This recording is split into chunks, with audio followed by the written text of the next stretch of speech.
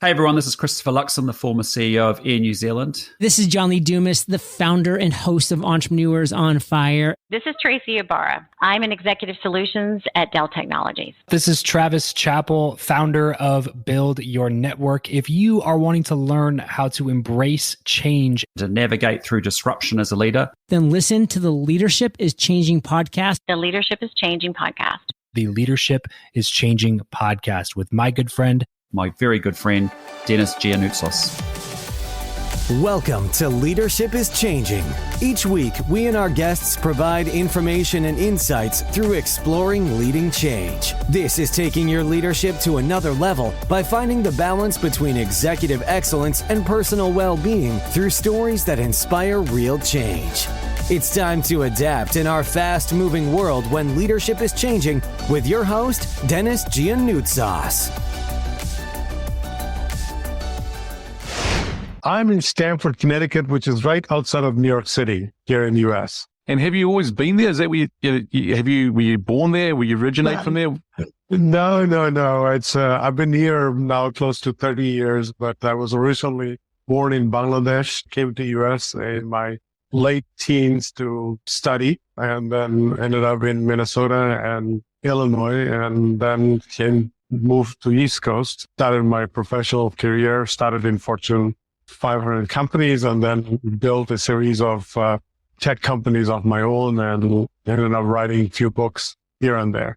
Cool. Very good. And so Bangladesh, we just had it's actually happening still. We've got the final coming up, which is the Cricket World Cup. Yes. And Bangladesh was in there playing against New Zealand, I think. And that was really good. Yeah, the team has gotten better and better over the years. And it's still a young team. Yeah, they have. And you're right. They are a young team and still growing, maturing. But really, really good to see. Now, you said a little bit about your background. So let's hear more about that. So you've actually developed some commercial businesses and technology platforms and so forth. And also you've worked for large organizations. Tell us a little bit more about the kind of roles you've done and the experiences you've had. Sure. So, when I first started out, I started out as an R&D engineer because of my tech background. And then from there on, went into working for Dun & Bradstreet for their process improvement. And right after that, started my first company, which was in kind of middleware software business, and ended up merging that with GE Capital to start GE Capital's first e-commerce business. And then raised a lot of money from venture capital to launch my next company.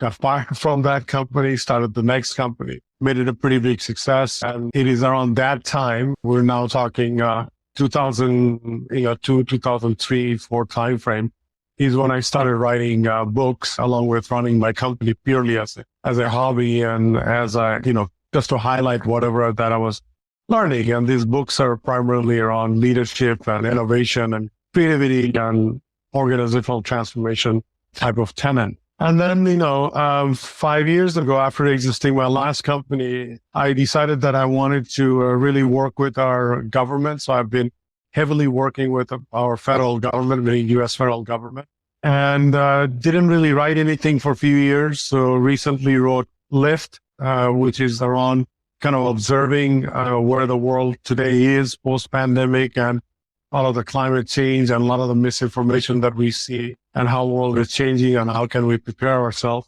That came out earlier this year, became a #1 most journal bestseller. And then we also released the second edition of my previous book called Everything Connects, which also became a Wall Street Journal bestseller.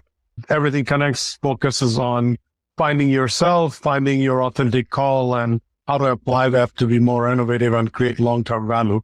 And by value, I don't mean financial value. It's a value of impact. So that's kind of my journey. And just like everybody else, I had tremendous amount of ups and downs professionally and personally, health issues with my mother, son, etc. So I have, quote unquote, have had a pretty enriched full life, and I'm very thankful for that. Wow, that's cool.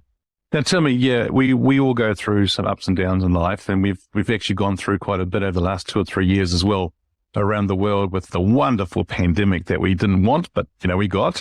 And it was really interesting to see that. Now, I see here as well, part of your bio is that you've actually a strong believer that it's through knowledge sharing that we may provide the greatest clarity on how to improve our collective future. And we're going to be talking about the future a little bit later on in the episode, but I think the knowledge sharing, tell us a bit more about what your thoughts on knowledge sharing and why that is important, and how do people, our listeners, right, the leaders and at all various levels within different organizations, businesses and that today, what can they do to get the knowledge? And then also how do they share it? Sure. I mean, look, the knowledge, there is obviously the classic way of learning when you read a book or you go to school and you take a course. Those are very important. It teaches us how to learn.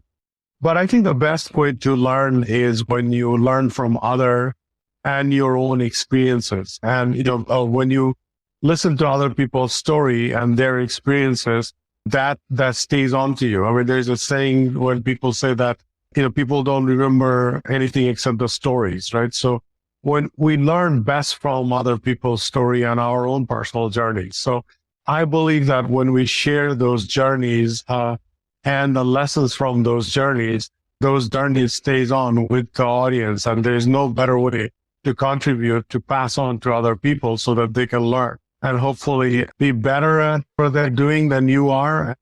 Hopefully they make less mistakes than you have made along your journey. So I'm a pretty a prolific sharer of knowledge any way I can, whether that's on campus, or whether that's, with my colleagues, whether that's my customers, or whether that's through my books or, social media, wherever. I'm a big believer in sharing knowledge. Yeah, that's great. I think too many people may learn. I mean, there's two sides, Faisal, that I think about. One person is somebody who doesn't learn anymore because they think they know it all. That's one. And then number two is, there's three actually. And then number two is somebody who does learn, but they don't want to share with others. They like to hang on to it and kiss it and look after it. It's mine. You're not having it. And then there's the third person who does learn and then shares with others as well, which is really, really important. And I think, leaders are people who share knowledge and help other people grow, which is wonderful to see. And this is the main reason for this podcast actually, is about having people like you come on board to talk about the topic of leadership is changing, to talk about leadership and change, but also about what it means for our listeners. And hopefully they can learn something from it and go to another level with it for sure. I'm in Ohio in the United States. Yeah, cool. And it's a special day today, right? Have you got some sort of anniversary? Well, on the day we're recording this, actually, it's Veterans Day here in America, and I am a veteran. So I got to commemorate the morning with classroom discussions with young people, and it was wonderful. Got to talk to some elementary students about my experience in the military, which was always a lot of fun. Right. Very good. Now, you're a 12-year veteran, and I see you in the U.S. Army Special Operations. Tell us more about your background. Sure. So, big picture, I've been a musician my whole life, started playing music at a very young age, and that was a driving force through most of my life. It led me into becoming a teacher, and really was a big passion of mine. And the Army was kind of, we got a war going on, and it was my turn. So I was at that age where it felt like the right thing to do at that time, and ended up making almost a full career out of it. I'm still actually in right now. I did 12 years active duty. I'm on year 17 in total service. I'm a reservist right now.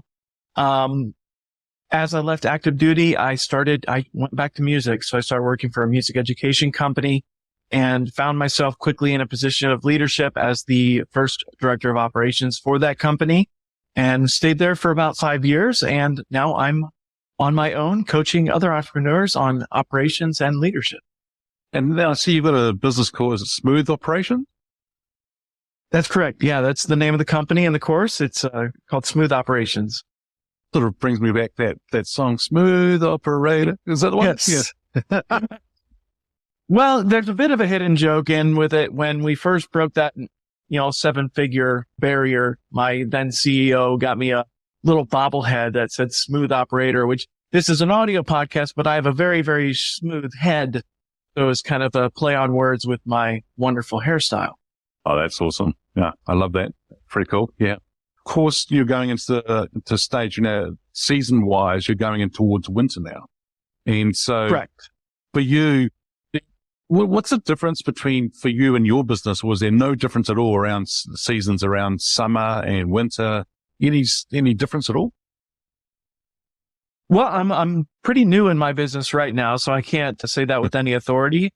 I can say from the operator perspective, having run an online education course for several years, winter, it picks up. It tends to pick up just because people are outside less. They're inside, they're on their computers more. There's less distractions. And yeah, business always tends to pick up in this niche during the winter months. Yeah. Hey, Smooth Operations, what do you actually do in that business? So it's a operations coaching program. So people join and they learn how to build systems, how to build processes, workflows, manage their team, build communication cadences, all with the end goal of removing the CEO from having to transactionally manage the day-to-day operations of the company and let them move into that visionary role that they really want to be in. So it's about building the business around a visionary entrepreneur. Oh, that's awesome. That's very, very cool. And listeners, you won't be able to see this, but I can see in this background that Adam's got some wonderful books here, and three of them: .com Secrets, Expert Secrets, and Traffic Secrets. And three wonderful books. If you haven't already read that, listeners, by Russell Brunson, very, very good books. So yeah, I love what you actually just shared there about that kind of thing around operations and systems and so forth, because I think a lot of leaders today, it doesn't matter what size organization you're in today, you've got to have the right systems and processes around you. In other words, listeners, you can't be everything to everybody, because if you're trying to do it all yourself, it ain't going to work. Well, it will work to a certain degree, right? But then it's a bit of a problem later on. Yeah. So yeah, awesome. Now, Adam, we're going to be talking about leadership and changing and things like that, but how did you get into leadership? It started from a very early age. My first job was I started working at McDonald's. I live in a very small farming town, and McDonald's moved in. So I got a job at 15. By 16, I was a shift manager. I was the youngest shift manager there. Leadership continued through. I was a leader in our high school band. And then really where I really honed my main leadership skills was in the Army. Joined the Army at 23, was a sergeant by 24. Now I'm a senior non-commissioned officer, so senior sergeant. And that all led the way to me becoming a director of operations. That's great. Oh, that's really cool experience. And I tell you what, a lot of people think about, there's the pimply little kid in McDonald's and things like that. But I think McDonald's has great systems to teach people about how to work ethic, how to get things done, leadership, all of that. I think it's a great, great organization. In addition to, you're in the service business, you're working with people, you have to learn how to treat people right. And that's a skill that will serve you for the rest of your life when you have to be on the other end of the angry customer. So my kids are just at that age where they're almost ready to start working, and they're working at McDonald's. It's kind of a given from my end. Yeah, I think it's a great idea. And I don't think I could have worked at McDonald's because I would probably be eating too much of that food. But we grew up in cafes. I mean, that's what we were. We were from the age of 7. We were in cafes working and really, learning a lot. And so I think that whole work ethic and understanding people and so forth is really important. And I'm in the business of actually working with people, of course, around my exec coaching, facilitation, training, developing executives, leaders and teams. But life would be so much simpler without people. And I think that's more boring though too, right? I know. Yeah. Hey, here's a question for you now. This person could be alive or from history, but who's your favorite leader and why? Oh, I have to go with George Washington. And I was actually just at Mount Vernon 2 weeks ago with my son's 8th grade class. And that just reinforced my absolute love for George Washington. Why? He was a man of the moment. He didn't seek leadership. Leadership sought him. He didn't want to be the general in charge of the revolution. He did not want to be the first president of the United States. They came and got him. And so I think there's something to be said about serving to your highest capacity, even though it's maybe not what you wanted, not what you envisioned, but finding yourself in that role and doing it better than anyone. And then when it's all over, going back to your quiet life. It's just so inspiring to me when he didn't pursue it. It came to him. I love that kind of scenario because I think there's some people who want something or they want the title and things like that, but they're not, they got the title. But then someone who says, no, I don't want to do it, but then it sorts them, or, chases them to do it. I think it's pretty cool. I think it's really, really good. Now, obviously, well, I don't know. Obviously, you didn't meet George Washington in person, but I was going to say to you, if you were sitting on the park bench with him, what would be one question that Adam would like to ask him? I'd really like to know more about his relationship with Martha, because obviously war was very different back then. And I know what me and my wife had to go through with my time away at war. I'd love to know how they kept their marriage and love strong when they were so separated for so long. And there's something to be said about just the depth of that relationship, and how do you build a relationship that deep?